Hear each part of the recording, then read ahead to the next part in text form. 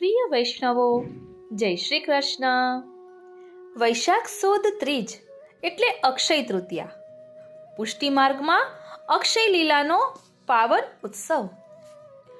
અક્ષય એટલે જે ક્યારેય પણ ક્ષય પામતો નથી, જેનો નાશ ક્યારેય નથી, જે સદા નિત્ય અને પૂર્ણ રહે છે. આજના સત્સંગમાં આપણે ઠાકોરજીની એ અવિનાશી, અક્ષય અને નિત્ય લીલાઓના ભાવમાં ડૂબકી લગાવીશું. ચંદન સમર્પણની લીલા. આજથી ઠાકોરજીની સેવા ઉષ્ણકાલ મુજબ બદલાય છે.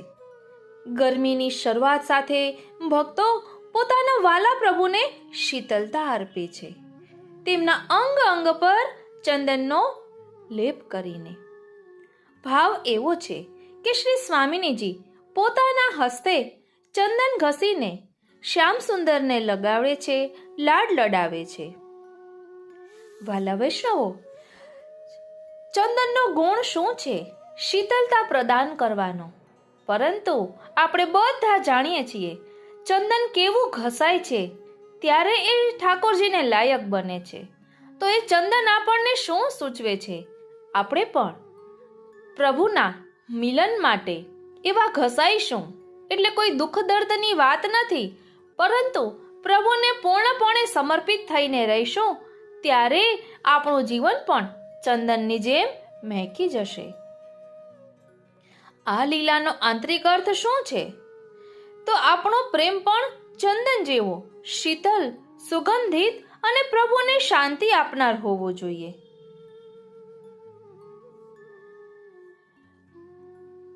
વાલા વૈષ્ણવો, આપણે અક્ષય તૃતીયાનો સત્સંગ અલગ અલગ પ્રકારે ઘણું બધું વર્ણન કર્યું, તેનો અનુભવ પણ કર્યો, ઐતિહાસિક દ્રષ્ટિએ, તત્વ દ્રષ્ટિએ. અને એટલું જ નહીં, પરંતુ આપણે હૃદયના ધબકારાના રૂપમાં આજનો સત્સંગ લેવાના છીએ. કઈ રીતે?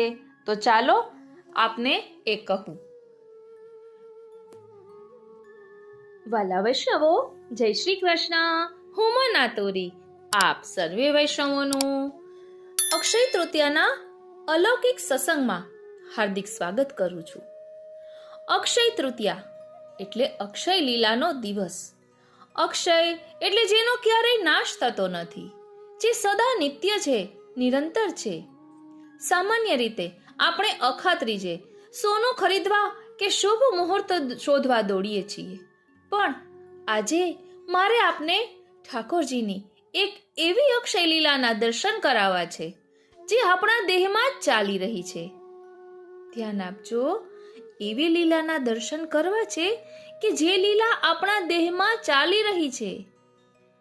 આપ ચિત્રજીમાં ઝાંખી કરો, ધ્યાનથી જુઓ તો તેમાં એક અદ્ભુત પંક્તિ લખી છે, આપણા હૃદયના ધબકારા એટલે શ્રી ઠાકોરજીના ચરણની ચાલ. આટલું બોલતા તો મન થાય, વારી જાઉં, બલિહારી જાઉં અને શું કરી જાઉં. એટલે શું આપણે ક્યારેય શાંતિથી બેસીને આપણા હૃદયના ધબકારાને સાંભળ્યા છે? એ માત્ર રક્તનું ભ્રમણ નથી, પણ મારા વાલા એવા શ્રી ઠાકોરજીના પાયલનો મધુર રણકાર છે.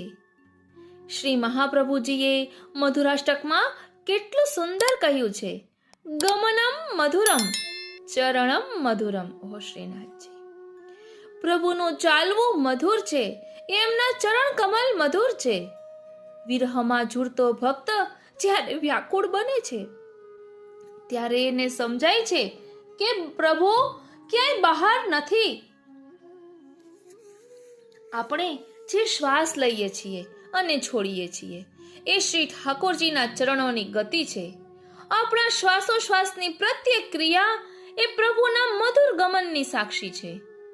વિરહમાં જ્યારે હૃદય જોરથી ધબકે છે, ત્યારે એ ધબકારા એ સંકેત આપે છે કે હવે પ્રભુ હૃદયની સાવ નજીક આવી રહ્યા છે.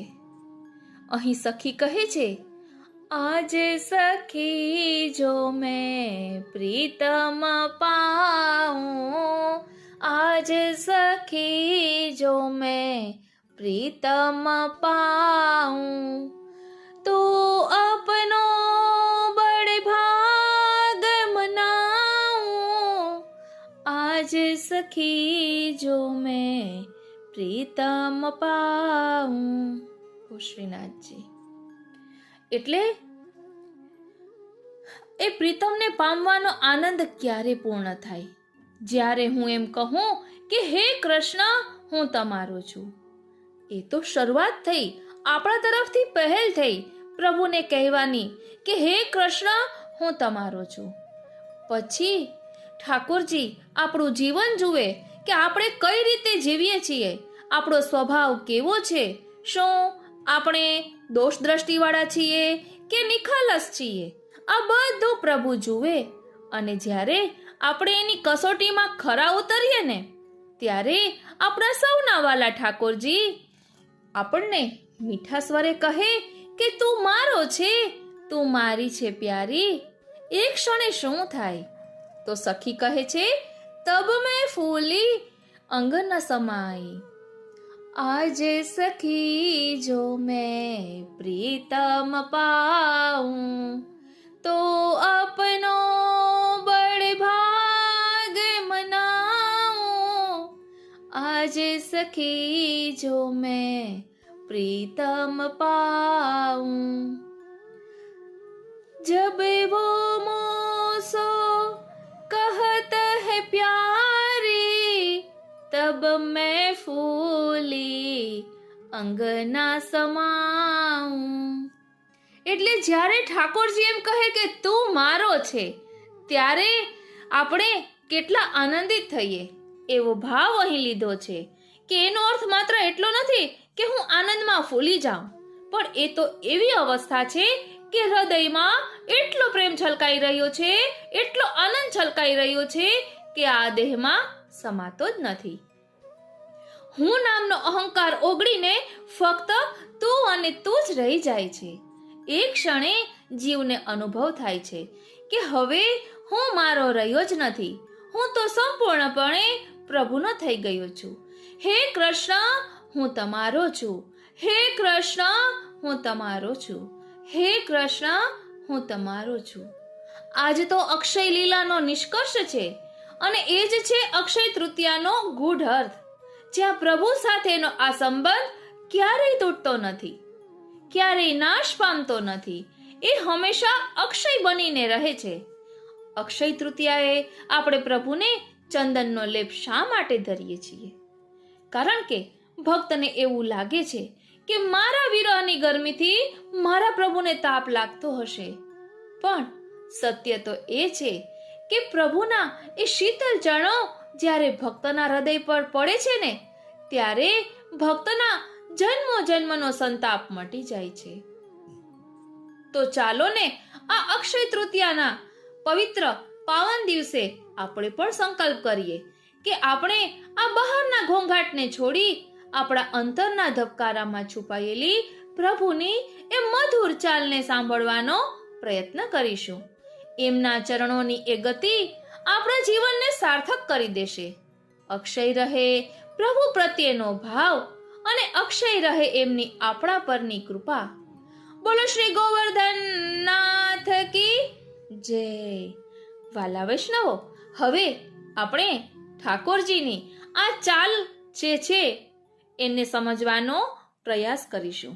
કારણ કે તેમ કહે છે ને, રૂપ મનોહર ચાલ મરાલા, રૂપ મનોહર ચાલ મરાલા, સુંદરતા પર બલ બલ જાઉં, નારાયણ જીવન ગિરધારી, કબ લોગે સુધી आय हमारी, आज सखी जो मैं प्रीतम पाऊं, आज सखी जो मैं प्रीतम पाऊं, तो अपनो बड़े भाग मना આજ સખી જો મેં પ્રીતમ પાઉં. વાલા વૈષ્ણવો, અહીં અક્ષય તૃતીયા, અક્ષય લીલા એવી રીતે પદ છે અક્ષય તૃતીયાનું. તો ઠાકોરજીની લીલા અક્ષય છે. શા માટે? તો શ્રી ગુસાઈજી વિદ્વન મંડન ગ્રંથમાં નિત્ય લીલા વાદ સમજાવે છે. તેમાં આપ કહે છે કે શ્રી ઠાકોરજીની નિત્ય લીલા સદા બિરાજમાન છે. નિત્ય લીલા નિત્ય નવતન શ્રુતિ ન પામે પાર. એટલે આપણે પ્રતિવર્ષ શ્રી કૃષ્ણનું પ્રાકટ્ય અને નંદ મહોત્સવ થાય.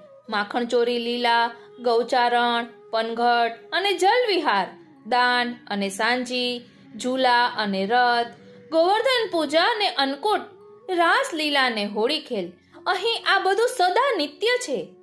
પહેલા પણ થતી હતી, આજે પણ થાય છે અને હંમેશને માટે થતી રહેશે. આ વેખરી જીભથી એ અલૌકિક દિવ્યતમ લીલાનું વર્ણન તો આપણે શું કરી શકીએ? વાલા વૈષ્ણવો, શ્રીમદ ગોકુળની લીલાઓ તો વિસ્તારમાં અને ઊંડાણમાં ક્ષીરસાગરથી પણ અગાધ છે. એનો પાર આજ સુધી કોઈ પામી શક્યું નથી. રોમ રોમ રસના બને તો ના હોત બખાન. એવી અહીંની અલૌકિક લીલાઓ છે. અહીં બાળ લીલા પ્રગટ છે અને કિશોર લીલા ગુપ્ત છે. અહીંની લીલાનું સૂક્ષ્મ નિરૂપણ શ્રી ગુસાઈજીએ મંગલ મંગલમ વ્રજભુવિ મંગલમમાં કર્યું છે. ભક્ત કવિઓએ અને અષ્ટસખાઓએ પણ કરેલું છે. શ્રી ભાગવતજીમાં દશમ સ્કંધમાં તેનું નિરૂપણ છે. એ કહત ના બની આવે, દેખત હી બની આવે. વહાલા વૈષ્ણવો, મારી એક વાત માનશો? તમે ગોવિંદ ઘાટ ને ઠકુરાણી ઘાટ, એ જશોદા ઘાટ અને વલ્લભ ઘાટ, બ્રહ્માંડ ઘાટે વિરહી ભક્તનું શુદ્ધ હૃદય લઈને જજો. હાકે હટક હટક ગાય ઠઠક ઠઠક રહી. એ આવનીના પદનું ચિંતન કરતા કરતા આ ગોકુળની ગલીઓમાં વિચરજો, વિહરજો, ઘૂમજો. શ્રી ગોકુલનાથજીનું મંદિર એ જ સારસ્વત કલ્પનું નંદભવન છે. એનો ભાવ ચિત્તમાં રાખી શ્રી બેઠકજીના ચોકમાં બેસજો. સર્વે બેઠકજીઓમાં જરૂર જજો અને શ્રી સર્વોત્તમ સ્તોત્રનો પાઠ કરજો. શ્રી મહાપ્રભુજી, શ્રી ગુસાઈજી, શ્રી ગોકુલેશ પ્રભુ અને શ્રી હરિરાયજી અહીં બિરાજમાન છે. શ્રી મહાપ્રભુજીએ શ્રીમદ ગોકુલ લુપ્ત થયેલું સ્થાન આપણા માટે પુનઃ પ્રકટ કર્યું. શ્રી ગુસાઈજીએ આજનો શ્રી ગોકુળ વસાવ્યું. શ્રી ગોકુલેશે અધિક પ્રકટ કર્યું. શ્રી ગુસાઈજી મહારાજે કદાચ આ ઠકુરાણી ઘાટ ઉપર બિરાજીને ભાવપૂર્વક હૃદયે શ્રી ગોકુલાષ્ટક રચ્યું હશે અને ગાયું હશે. શ્રી ગુસાઈજી તો નિત્ય લીલામાં શ્રી ચંદ્રાવલીજીનું સ્વરૂપ અને શ્રી ચંદ્રાવલીજી શ્રુતિરૂપા ગોપીજનોના સ્વામીની. તેથી સ્વામીની સ્વરૂપા શ્રી ગુસાઈજી મહારાજે પણ પોતાની વેદવાણીમાં શ્રીમદ ગોકુલનું ગાન કર્યું. તેમણે 8 શ્લોકોનું એક સુંદર અષ્ટક રચ્યું કે જેને ગોકુલાષ્ટક કહેવાય છે. રમણ રેતીમાં જઈને લોટજો અને આશ્કરણ રાજાના ટીલે બેસીને યા ગોકુલ કે ચોહટે રંગ રાચી ગ્વાલ એ હોરીનું પદ ગાજો. રસખાનજીની સમાધિ પાસે બેસી અને માનુષ હો તો વહી રસ ખાની એ પદ ગાઈને પ્રભુ પાસે બીજો જન્મ આ શ્રીમદ ગોકુલમાં જરૂર માંગજો. શ્રી યમુના પાન પણ પૂરા ભાવથી કરજો, શ્રદ્ધાથી કરજો અને ભગવદીઓનો અહીં સંગ કરજો. પદગાન કીર્તનો દ્વારા કંઠ અને કર્ણ ને પવિત્ર કરજો. ભગવત ચિંતનમાં ડૂબી જજો. લૌકિક બધું છોડી દેજો. સંસાર આસક્તિ ભૂલી જજો. અહીં રહેવાય એટલું રહી લેજો. અહીં 2 ઘડી લટાર મારવા ન આવશો અને પિકનિક પ્લેસ ન સમજશો. આ તો આપણા સૌનું મૂળ સ્થાન છે. આપણું પિયર અને સાસરું શ્રીમદ ગોકુલ છે. અહીંથી દૂર દૂર હોય તો પણ મન તો અહીં જ રાખજો. ભૈયા ગોકુલ કબ ચલેંગે? શ્રીમદ ગોકુલ શ્રી ઠાકોરજીનું સર્વસ્વ છે. શ્રીમદ ગોકુલ રક્ષક છે. શ્રીમદ ગોકુલ શ્રી ઠાકોરજીના નેત્રોની કીકી છે. શ્રીમદ ગોકુલ શ્રી ઠાકોરજીનું જીવન છે. શ્રી ગોકુલ માટે શ્રીમદ વિશેષણ વાપર્યું. શ્રીમદ એટલે શ્રી સહિત. શ્રી શબ્દના અનેક અર્થ છે. શોભા, સુંદરતા, સમૃદ્ધિ, લક્ષ્મીજી વગેરે. શ્રીમદ ગોકુલમાં શ્રી ઠાકોરજીનું પ્રાકટ્ય થયું. ત્યારથી લક્ષ્મીજી પણ શ્રીમદ ગોકુલમાં આવીને બિરાજ્યા. લક્ષ્મીજી ભગવાનના પતિવ્રતા પત્ની છે, તેથી સદા ભગવાનના ચરણોમાં વાસ કરીને ભગવાનની સેવા કરનારા છે, તેથી તેમને ચરણ પદ્મજા કહ્યા. પરંતુ વ્રજમાં શ્રી ઠાકોરજીની સેવા માટે માત્ર એક લક્ષ્મીજી નથી. ભગવાને અગાઉ વેદની શ્રુતિઓને પણ વરદાન આપ્યું હતું કે કૃષ્ણ અવતારમાં હું તમારો પતિ થઈશ. ત્રેતાયુગમાં શ્રી રામ અવતારમાં પણ ભગવાને આવું વરદાન ઋષિકુમારોને પણ આપ્યું હતું.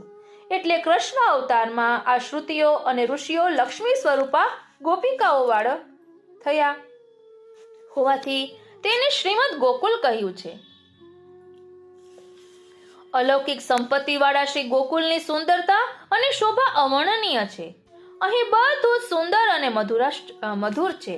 શ્રી મધુરાષ્ટકમ તેનું નિરૂપણ શ્રી આચાર્ય ચરણે સુંદર રીતે કર્યું છે.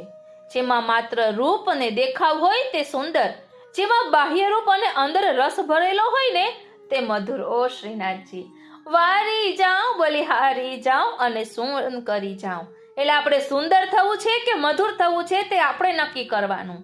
અહીં શું કહ્યું કે જે ફક્ત બાહ્ય રીતે દેખાવડું હોય તે સુંદર અને અંદર પણ રસ ભરેલો હોય. કયો રસ? ભક્તિ રસ, ભાવ રસ, પ્રેમ રસ, દીનતા રસ, નિખાલસ રસ. આ રસ ભરેલો હોય ત્યારે અંદર અને બાહ્ય બંને રીતે જે સુંદર હોય ને તેને મધુર કહેવાય. ગોકુળ આવા રસભાવથી પૂરિત છે. એની રજના કણે કણમાં શ્રી ઠાકોરજીના ચરણ કમલનો સ્પર્શ છે, તેથી તેની રજ દિવ્ય અને મધુર છે. જ્યાં દરિદ્રતા હોય ત્યાં ગ્લાનિ હોય. સંપત્તિ બે પ્રકારની, લૌકિક અને અલૌકિક. જે સંપત્તિ શરીર સુખ વધારે તે લૌકિક આસુરી સંપત્તિ. એનો ચળકાટ માણસને ભોગના નરકમાં ખેંચી જાય. તેનાથી માત્ર સુખ ક્ષણિક મળે, પરંતુ શાશ્વત આનંદ કદી ન મળે. કંસની પાટનગરી મથુરામાં આવી સંપત્તિ હતી. કંસ અને મથુરાવાસી શ્રીમંત હતા પણ સુખી ન હતા. આવી સંપત્તિ માણસનો વિનિપાત કરે છે અને આખરે કંસનો પણ વિનિપાત થયો. જ્યારે અલૌકિક સંપત્તિ પ્રભુના સુખમાં જ વપરાય. ગોકુળની સંપત્તિ ભગવત સુખાર્થે જ છે, તેથી તે અલૌકિક છે, શાશ્વત છે, ભગવત ભાવ વધારનારી છે. આવી અલૌકિક દૈવી સંપત્તિ યુક્ત હોવાથી ગોકુળને શ્રીમદ ગોકુલ કહ્યું છે. તો વાલા વૈષ્ણવો, આ ગોકુળની ગલીઓમાં શ્રીનાથજી વિહાર કરે છે. એમની લીલા નિત્ય નૂતન છે અને આ ગોકુળ છે ને એ ઠાકોરજીનું સર્વસ્વ છે. એટલે પોતાની જાતથી પણ તે અધિક છે. તે શ્રી ઠાકોરજીને પોતાના કરતા પણ પોતાનું ગોકુલ અધિક પ્રિય છે. શ્રી ગુસાઈજી મહારાજ એવી આજ્ઞા કરે છે, કારણ કે એમનો નિજી અનુભવ છે. નિત્ય લીલામાં આપ શ્રી ચંદ્રાવલીજીનું સ્વરૂપ છે અને ચંદ્રાવલીજી અન્નપૂર્વા સ્વામિનીજી છે. તેઓ શ્રી ઠાકોરજીને અત્યંત પ્રિય છે. તેઓ ઠાકોરજીના હૃદયને સારી રીતે જાણે છે. તેથી આપ કહે છે કે શ્રીમદ ગોકુલ સર્વસ્વમ. શ્રી ગુસાઈજી સ્વરૂપે આપ શ્રી અડેલ કાયમ માટે છોડીને મથુરા સતગરામાં પધાર્યા. પરંતુ પછી આપે ગોકુળમાં નિજ સદન સિદ્ધ કરાવ્યું અને કાયમ માટે ગોકુળમાં સ્થિરવાસ કર્યો. કારણ કે તેમણે વિચાર કર્યો કે શ્રીમદ ગોકુળ મારા સ્વામીનું સર્વસ્વ છે, તે જ મારું નિજ ગૃહ છે. શ્રીમદ ગોકુળના વાયુમાં શ્રી ઠાકોરજીની વેણુના રવ સુધા વ્યાપ્ત છે, તેથી તેનો વાયુ પણ મધુર છે. એના જળમાં શ્રી ઠાકોરજીનું સ્મરશ્રમ જલ બિરાજી રહ્યું છે, તેથી એ જળ પણ મધુર છે. શ્રી ગોકુળના જળ દેખાતા પદાર્થો પણ ભગવત સંબંધી હોવાથી, દિવ્ય ચૈતન્ય યુક્ત હોવાથી મધુર છે. આમ ગોકુળની જે મધુરતા છે તે માત્ર ગોલોક ધામમાં જ છે. તે સિવાય આખા ત્રિભુવનમાં બીજે ક્યાંય નથી. માટે કહ્યું શ્રીમદ ગોકુલ સર્વસ્વમ. એટલે વાલા વૈષ્ણવો, શ્રી ઠાકોરજીની લીલા નિત્ય છે, નૂતન છે, દરરોજ નવીન લીલા છે, જેનો અનુભવ દરેકના માથે બિરાજતા સેવ્ય સ્વરૂપ અલગ અલગ લીલા કરી અને દરેકને અલગ અલગ અનુભવ કરાવે છે. જો અનુભવ ના થતો હોય તો પહેલા નિર્દોષ બનો, પછી થશે જ માથે બિરાજતા સેવ્ય સ્વરૂપનો અનુભવ. જે વૈષ્ણવોને થતો હોય તેના જીવનમાં કંઈ પણ ખૂટતું જ નથી, કેમ કે એમનું જીવન દ્રવ્યથી નથી ચાલતું, પરંતુ શ્રી ઠાકોરજીની ઈચ્છાથી ચાલે છે. આ વૈષ્ણવ તરીકેનો માનવ અવતાર ફરી ફરીને નહીં મળે. વૈષ્ણવ અવતાર, આ વૈષ્ણવ માનવ અવતારમાં જ શ્રી ઠાકોરજીની સેવા થાય છે, બીજા કોઈ અવતારમાં નહીં. માટે જેટલી સેવા આ માનવ અવતારમાં શ્રી ઠાકોરજીની થાય, સત્સંગ હરિનામ જેટલું લેવાય એટલું લઈ લ્યો. શ્રી મહાપ્રભુજીની કૃપાથી ચિત્ત સદા ભગવદ રસમાં ડૂબેલું રહે, એવી જ શ્રી મહાપ્રભુજીના ચરણારવિંદમાં વિનંતી ધરીએ. વાલા વૈષ્ણવો, આપણે શ્રીમદ ગોકુલ સર્વસ્વ સમજ્યા.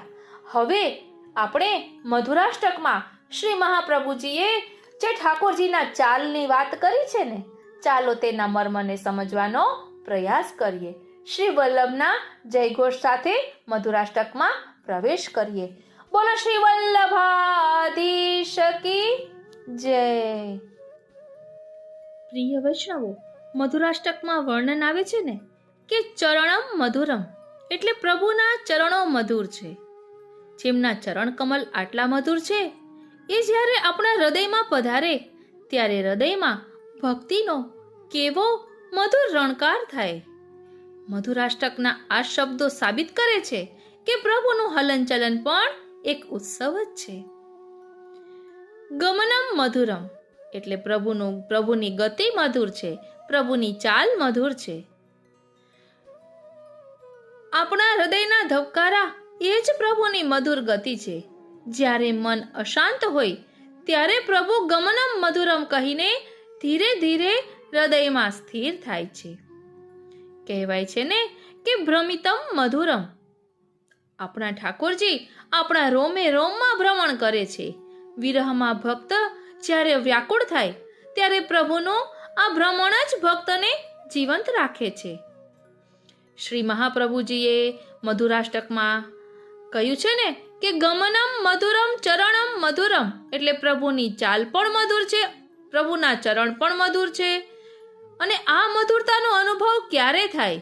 જ્યારે આપણને સમજાય કે જેમના ચરણોની ગતિ માટે આખું બ્રહ્માંડ તડપે છે, એ જ ચરણોના ધબકારા મારા હૃદયમાં સંભળાય છે. વિરહની પ્રત્યેક ક્ષણ પ્રભુના એ મધુર ગમનની પ્રતીક્ષા છે.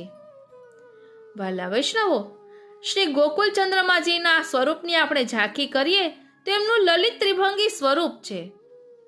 એ કેવું છે? મનોહર છે.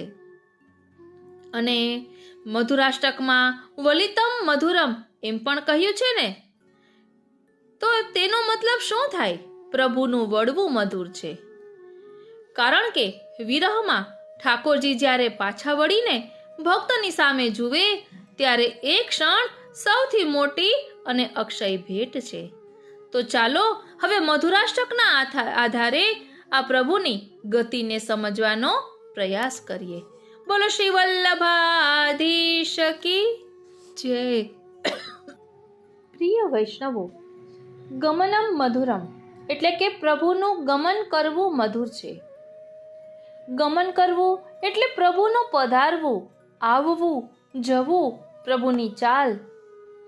પ્રભુ ગોકુળમાં નિજ ભક્તોને રસદાન દેવા જ પધાર્યા છે. તેથી સૌ પ્રથમ તો પ્રભુનું ગોલોક ધામથી ગોકુળ ગમન જ મધુર કહેવાય.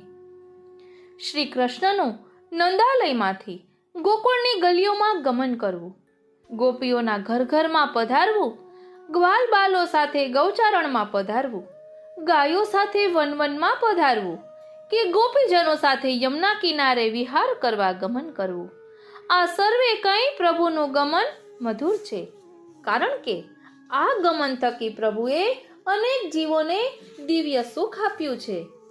પ્રભુ ગૌચારણ કરવા વનમાં પધારતા ત્યારે એટલી સુંદરતા પ્રકટ કરતા કે બધા જ ગોપીજનો એમના દર્શનથી મોહિત થઈ જતા.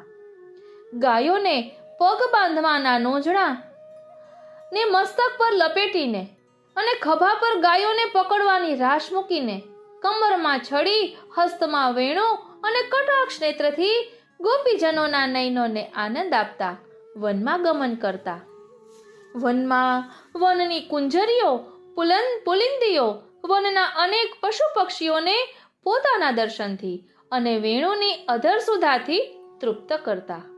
ગ્વાલબાલોના યમુના જલ ભરવા છાક લઈને આવતા ગોપીજનોના આ રીતે સૌના મનોરથો પ્રભુના વનગમનથી પૂર્ણ થતા. પોતાના પ્રિય ગ્વાલ મિત્રોને તો સખ્ય ભાવના રસથી પ્લાવિત કરી દેતા. વનમાંથી વ્રજમાં પ્રભુનું પુનર્ગમન અતિ મધુર છે. શ્રી રસરાજ શ્યામ સુંદરના વાકડિયા કેશમાં ગાયોના ચરણની ઉડેલી રજ ભરાયેલી હોય છે. મસ્તક પર મોરપીંછનો મુકુટ અને કેશમાં તાજા સુંદર સુગંધિત પુષ્પો ધર્યા હોય છે. આવા સૌંદર્યથી સૌના હૃદયને સ્પર્શતા શ્રી કૃષ્ણના મુખારવિંદના મંદ હાસ્ય અને હૃદયનું આકર્ષણ કરતા ત્રાસા અવલોકન સાથે તેઓ મધુર મધુર વાંસળી વગાડતા હતા અને ગોપકુમારો તેમની લલિત કીર્તિનું ગાન કરી રહ્યા હતા. બંસીનાદ સાંભળીને ગોપીઓના ટોળા એકી સાથે વ્રજની બહાર નીકળી આવ્યા. તેમની આંખો ક્યારની શ્રી કૃષ્ણના દર્શન માટે તરસી રહી હતી. ગોપીઓએ પોતાના નેત્રરૂપી ભ્રમરોથી ભગવાનના મુખારવિંદના મકરંદ રસનું પાન કરીને આખા દિવસના અગ્નિને શાંત કર્યો અને ભગવાને પણ તેમના લજ્જાપૂર્વક હાસ્ય તથા વિનયયુક્ત પ્રેમભરી દ્રષ્ટિનો સ્વીકાર કરીને વ્રજમાં પ્રવેશ કર્યો. ત્યાં યશોદા મૈયા અને રોહિણીજીનું હૃદય વાત્સલ્ય સ્નેહથી ઉભરાઈ રહ્યું હતું. આ રીતે પ્રભુનું વ્રજગમન સૌ વિરહી પ્રિયજનો માટે અતિ મધુર છે. પ્રભુએ વૃંદાવનમાં વિહાર કરીને સૌને સુખ આપવાનો વિચાર કર્યો. ગોકુળમાં અસુરોના ઉપદ્રવોને બહાને નંદ ઉપનંદ વગેરે ગોકુળવાસીઓને વૃંદાવન ગમન કરવાની પ્રેરણા કરી.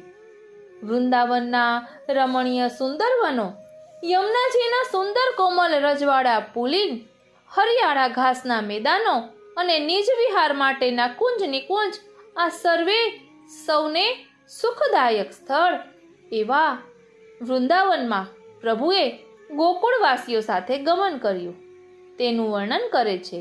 યશોદાજી અને રોહિણીજી ખૂબ સજી ધજીને પોતપોતાના પ્રિય પુત્ર શ્રી કૃષ્ણ અને બલરામની સાથે એક ગાડામાં બેઠા. તેમને પોતાના બંને બાળકોની કાલી કાલી વાણી સાંભળીને તૃપ્તિ જ થતી નથી અને વધારે ને વધારે સાંભળવા તેઓ ઉત્સુક થતા હતા. ત્યારબાદ વૃંદાવનથી બરસાના પાસે નંદગામ વસાવવાની પ્રભુએ સૌને પ્રેરણા કરી અને ત્યાં ગમન કર્યું. ત્યારે તો અતિ દિવ્ય અને મધુર લીલાઓની રસવૃષ્ટિ કરી. આમ પ્રભુના પ્રત્યેક ગમનથી શ્રી કૃષ્ણએ અનેક જીવોને રસદાન કર્યું. શ્રી કૃષ્ણનું ક્યાંય પણ પધારવું મંગલ જ હોય, પરંતુ ભક્તોના હૃદયને નેત્રને તેના તાપને શાંત કરવા વિશેષ કૃપા વરસાવવા પધારેને તે ગમન મધુર છે. તો બાલા વૈષ્ણવો, સાચું કહો, જ્યારે પ્રભુ આપણા હૃદયમાં ગમન કરતા હોય ત્યારે કેવો અનેરો આનંદ આવે. આપણે થોડીક વારમાં સંયોગનો અનુભવ થાય, થોડીક વારમાં વિયોગનો અનુભવ થાય. હવે આપણને એમ થાય કે હૃદયમાં ગમન કરે છે તો વિયોગનો અનુભવ કઈ રીતે થાય? જ્યારે આપણામાં લૌકિક કામનાઓ પ્રવેશી જાય, કામ, ક્રોધ, લોભ, મોહ, મદ, મત્સર એવા લૌકિક ભાવો આવી જાય ને, ત્યારે પ્રભુ હૃદયમાંથી બહાર પધારી જાય છે અને આપણને એ ખબર પણ પડી જાય છે કે અત્યારે પ્રભુ બીજે પધાર્યા છે. કારણ કે જ્યાં પ્રભુ હોય ત્યાં આવા કામ ક્રોધ હોય જ નહીં. તો બસ આપણે એ હંમેશા યાદ રાખવું કે જરા પણ ગુસ્સો આવે તો ડરીને રહેવું કે પ્રભુ હૃદયમાંથી પધારી જશે, ગમન કરી જશે. આપણે એવું રહેવાનું છે કે પ્રભુ આપણું હૃદય છોડીને ક્યાંય ન જાય, હૃદયરૂપી ગોકુળમાં સદા વિહાર કરે. આપણા હૃદયને એવું બનાવવાનું છે. અને કહેવાય છે ને કે વલિતમ મધુરમ, એટલે પ્રભુની રસભરી ચેષ્ટાઓ પણ મધુર છે. અને વલિત શબ્દના અનેક રસાત્મક અર્થો પણ થાય છે. પ્રિય વૈષ્ણવો, પ્રભુ જ્યારે રસ્તાની બંને બાજુએ ગોપીજનો ઊભા હોય અને તેમને ત્રાસી નજરે જોઈ એમની સામે નજરથી નજર મિલાવતા. કારણ કે શ્રી કૃષ્ણનું આવું અવલોકન ગોપીજનો માટે ઉત્સવ અને આનંદ પ્રદાન કરતું. એટલે પ્રભુ ઘણા પ્રકારે કૃપા વરસાવે છે. બસ આપણે એ કૃપાના પ્રકારને સમજવાનું છે. ઘણી વખત નેત્રો દ્વારા કૃપા કરે, ઘણી વખત સંકેત દ્વારા કૃપા કરે, ઘણી વખત મુખથી કહીને કૃપા કરે, અને ક્યારેક તો કંઈ ન બોલતા ફક્ત મધુર સ્મૃત રેલીને પણ કૃપા કરે છે. બસ આપણે એમના કૃપાના પ્રકારને સમજવાનું છે. ક્યારેક તો વિશાળ કદમ જેવા વૃક્ષની નીચે ઊભા રહીને 3 અંગ એટલે કે ગ્રીવા, કટી અને ચરણથી વાંકા ત્રિભંગી સ્વરૂપે વેણુનાદ કરતા તે સ્વરૂપના દર્શન દ્વારા વરના સૌ જીવોને આપમોહિત કરે છે. પ્રભુએ ગિરિરાજ ધારણ કર્યો તેવા દર્શન સૌ વ્રજવાસીઓને દીધા. તેઓને પોતાનામાં નિરુદ્ધ કરી દીધા. ચતુર્ભુજ સ્વરૂપ ધરી ડાબા શ્રી હસ્ત પર ગિરિરાજ ધારણ કર્યો અને જમણા હસ્તકટીના સુંદર વળાંક પર 2 શ્રી હસ્તથી વેણુ વગાડતા એવા સુંદર દર્શન દીધા. સૌને યોગીઓની જેમ પોતાના સ્વરૂપમાં સ્થિર કરી દીધા, જ્યાં તેઓનો દેહાધ્યાસ પણ છૂટી ગયો. અને રાસમાં તો પ્રભુએ સર્વોત્તમ ફળ આપવાનું હતું. કારણ કે રસના સમૂહ રૂપી રાસ હતો. ત્યાં પ્રભુએ એક શ્રેષ્ઠ નાયકની જેમ ગોપીઓને દરેક રસનું દાન કર્યું. ખૂબ કલાત્મક રીતે તેઓ વિહાર કર્યો. પ્રભુનો વેણુનાદ વખતની મુદ્રા જેમ કે નટનાગરની જેમ ડાબા કપોલને ડાબા ખભા પર ગ્રીવા મૂકીને ભ્રુકુટી નચાવતા, વાંસળીને પોતાના અધરો પર મૂકીને કોમલ આંગળીઓ છિદ્રો પર નચાવતા પ્રભુ વેણુ વગાડતા. પ્રભુની આવી અલગ અલગ રસભરી મુદ્રાઓ વ્રજભક્તોના ચિત્ત ચોરવા માટે જ હતી. એટલે પ્રભુ જે કરે છે તે ભક્તોના મનોરથ પૂર્ણ કરવા માટે કરે છે. કેટલી પણ કઠોર સાધનાથી પણ ચિત્ત પ્રભુમાં એકાગ્ર થવું કઠિન છે, પણ ભક્ત પ્રેમી ભગવાને આ કાર્ય પોતાનું જ મધુર વલિત એટલે કે મુદ્રાઓ દ્વારા ચિત્ત ચોરીને વ્રજભક્તોને ઉત્તમ ફળના અધિકારી બનાવી દીધા. એટલે જ આપણા મહાપ્રભુજી કહે છે ને કે પ્રભુનું ની ચાલવું પણ મધુર છે, ચલિતમ મધુરમ. કઈ રીતે? તો કહે છે કે મનુષ્યોના વ્યક્તિત્વમાં ચાલવાની રીતનું એક આગવું પાસું છે, પરંતુ આપણા ઠાકોરજીની તો વાત જ કંઈક અલગ છે. પ્રભુ નંદાલયમાં ઘૂંટણિયા પર ચાલવા લાગ્યા ત્યારે એમની અતિ મનોહર ગતિ જોઈને યશોદાજીને એવો આનંદ થયો કે તેમણે રીંગણ લીલાનો ઉત્સવ ગોકુળમાં મનાવ્યો. પછી પ્રભુ નંદાલયમાં સુંદર નાના નાના ચરણોથી નાની નાની ઝાંઝરીઓના રણકાર સાથે ઠુમકતા ચાલતા થયા અને ત્યારબાદ પહેલીવાર સુંદર ચાલથી નંદાલયમાં ઉંબરો વટાવ્યો. ત્યારે યશોદાજીએ દેહરી ઉલ્લંઘન મનોરથ કર્યો અને આખા ગોકુળમાં ઉત્સવ મનાવ્યો. પછી પ્રભુ થોડા મોટા થયા અને ગોકુળમાં ફરવા લાગ્યા. ત્યારે બંને ભાઈ ક્યારેક તેમના નાના નાના ચરણને કાદવમાં ઘસડીને ચાલતા. એમના પગની એટલે કે ચરણની ઝાંઝરીઓની ઘૂઘરીઓના અને કેળના કંદોરાની ઘૂઘરીઓના અવાજ સૌને કર્ણપ્રિય લાગતા. તે સાંભળીને પ્રભુ સ્વયં પણ ખીલી ઉઠતા. ક્યારેક રસ્તે ચાલતી કોઈ અજાણી વ્યક્તિની પાછળ ચાલી જતા. પછી ભોળા અને ભય પામેલાની માફક માતા પાસે પાછા દોડી આવતા. માતાઓ આ બધું જોઈને સ્નેહમગ્ન થઈ જતા. તેમના સ્તનોમાંથી દૂધની ધારા વહેવા લાગતી. ક્યારેક કાદવથી લેપ લગાડીને દોડી આવતા. ક્યારેક એમની સુંદરતા બહુ વધી જતી. તે જોઈને તેમના આવતા માતાઓ ખોળામાં લઈને હૃદય સરસા ચાપીને સ્તનપાન કરાવતા. જ્યારે પ્રભુ વૃંદાવનમાં ગાયો ચરાવતા, વિહાર કરતા, ત્યારે આગળ ગાયો અને તેમની પાછળ વાંસળી વગાડતા શ્યામ સુંદર. તેમની સાથે બલરામજી અને પાછળ શ્રી કૃષ્ણના યશોગાન ગાતા ગ્વાલ બાલો.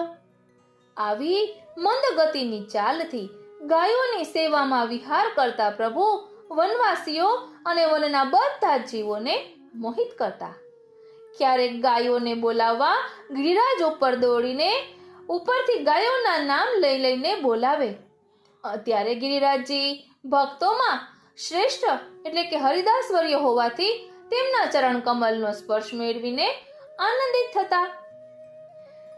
આપણે દાંડલીલાના પદોમાં ગાઈએ છીએ ને, શ્રી ગોવર્ધન કી શિખર તે હો મોહન દીની ટેરા અંતરંગ સો કહત હૈ પ્યારી ગ્વાલિન રાખો ઘેર. એટલે એમાં પણ ટેર દેવાની વાત છે.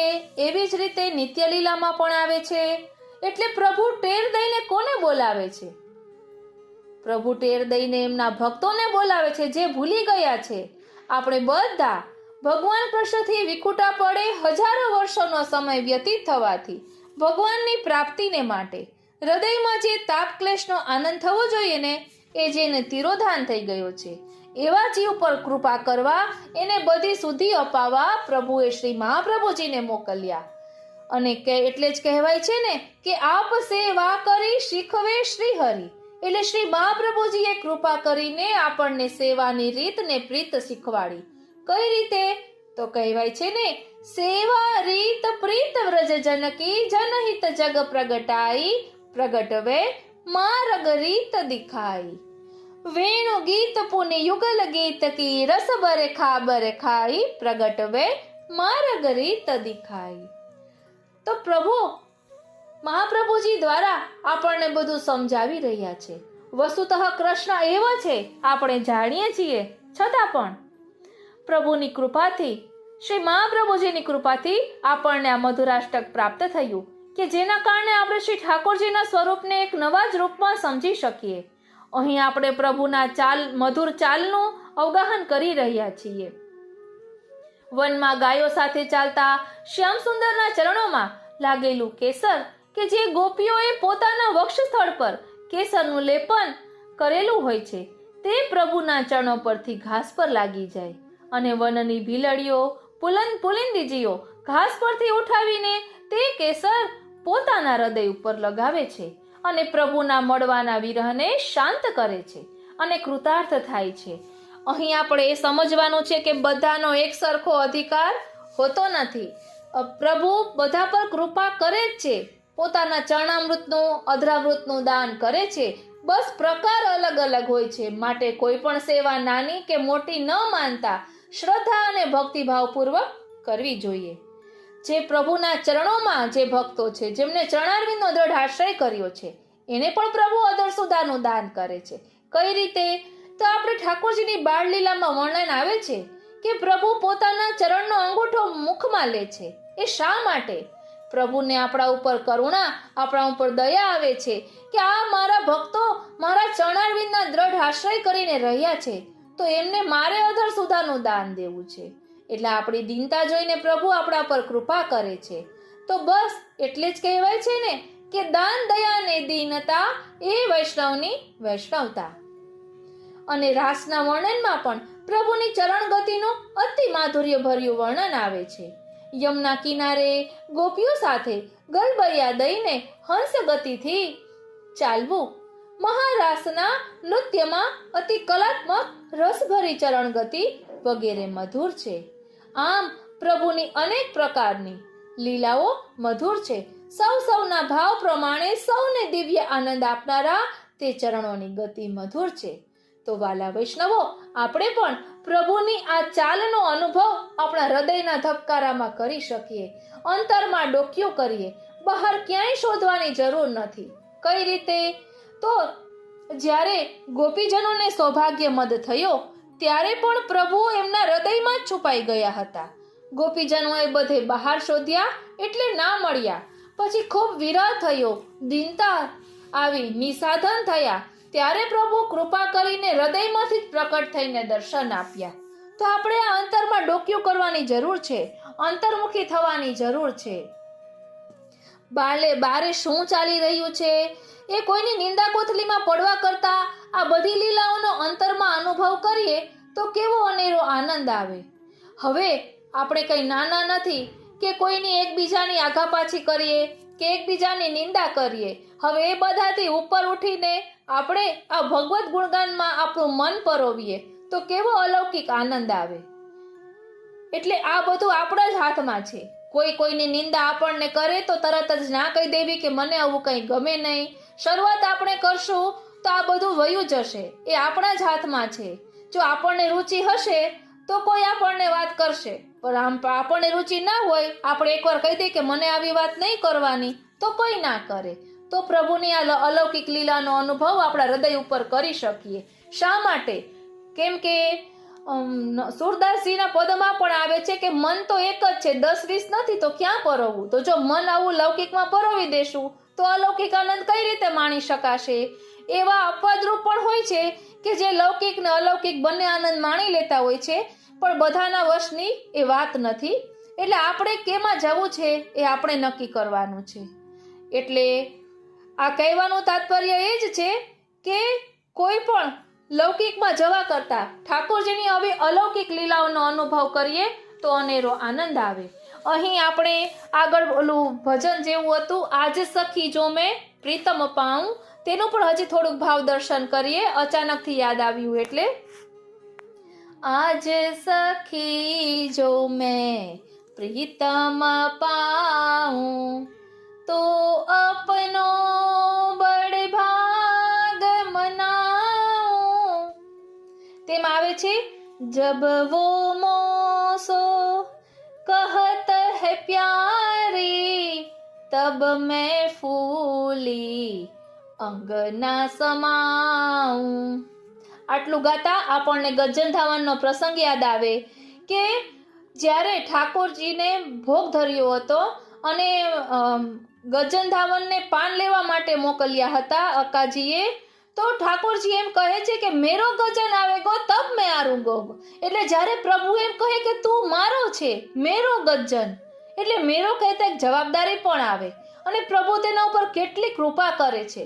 અને ગજન ધાવનનું આપણે આખું દિવ્ય ચરિત્ર 84 વૈષ્ણવની વાર્તામાંથી જોઈએ ને તો આપણને ખ્યાલ આવે કે એમના પણ કેવી કૃપા છે. એમને કઈ દુનિયાનું સાનભાન નથી. એ અલૌકિકમાં જ મગ્ન રહે છે. તેમને એવી આસક્તિ પ્રભુમાં છે.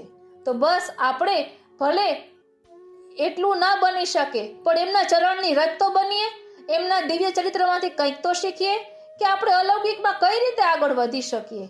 આપણે બીજું કાંઈ ના કરીએ અને 84-252 ભગવદીયનું ચરિત્ર વાંચીએ, એનું મનન ચિંતન કરીએ અને એને આપણે આચરણમાં લઈએ ને તો ઘણું આપણે કરી શકીએ. તો આ અક્ષય તૃતીયા, અક્ષય લીલાનો ભાવ મારી અલ્પમતીથી આપની સાથે શેર કર્યો છે. એટલે કંઈ પણ ભૂલ થતી હોય તો માફ કરજો. અને એક કહેવાનું છે કે આપણે થંબનેલમાં ગોકુળચંદ્રમાજીનું ચિત્રજી છે, એટલે પ્રભુ વેણુનાદ કરે છે. તો ચાલો ને સાવ ટૂંકમાં એક વેણુનાદનો પ્રકાર લઈ લઈએ, એનું રહસ્ય સમજી લઈએ, પછી સત્સંગને વિરામ આપીએ. વેણુનાદનું રહસ્ય એટલે જ્યારે મુકુંદ ભગવાન વેણુનાદ કરે છે ત્યારે તેનો નાદ 5 પ્રકારે થાય છે. મુખની ડાબી બાજુએ એટલે જ્યારે પ્રભુ ડાબી બાજુએ વેણુ ધારણ કરીને વેણુનાદ કરે છે ને ત્યારે સ્ત્રીઓના કામને જાગૃત કરે છે. બીજું છે મુખની જમણી બાજુએ એટલે જ્યારે પ્રભુ જમણી બાજુએ વેણુનાદ કરે છે ત્યારે સ્ત્રીઓ અને પુરુષો એટલે સ્ત્રી દેહ ને પુરુષ દેહ બંનેના કામને જાગૃત કરે છે. ત્રીજું મુખની મધ્યમાં ધારણ કરીને એટલે જ્યારે પ્રભુ મુખ મધ્યે વેણુ ધારણ કરીને વેણુનાદ કરે છે ત્યારે સર્વ પ્રાણી માત્ર અને જળ તેમજ ચેતન વૃક્ષોના કામને જાગૃત કરે છે. પછી છે ચોથું મુખની ઉપર ધારણ કરીને એટલે મુખની ઉપર વેણુને ધારણ કરીને જ્યારે પ્રભુ વેણુનાદ કરે છે ત્યારે દેવોના કામને જાગૃત કરે છે. અને મુખની નીચે ધારણ કરીને જ્યારે વેણુનાદ કરે છે ત્યારે લૌકિક જીવો અને હલકા પ્રાણીઓના કામને જાગૃત કરે છે. એટલે પ્રભુ વેણુ બજાવીને બધાના મનોરથ પૂર્ણ કરે છે. તેમાં પછી જળ ચેતન બધા જ આવી ગયા. અને આ વેણુનાદ પ્રભુ વેણુનાદ કરે અને ગોપીજનો દોડી જાય એ તો સમજાય, પરંતુ જ્યારે ભક્ત વેણુનાદ કરે અને પ્રભુ દોડી જાય ત્યારે કેવો અનેરો આનંદ આવે.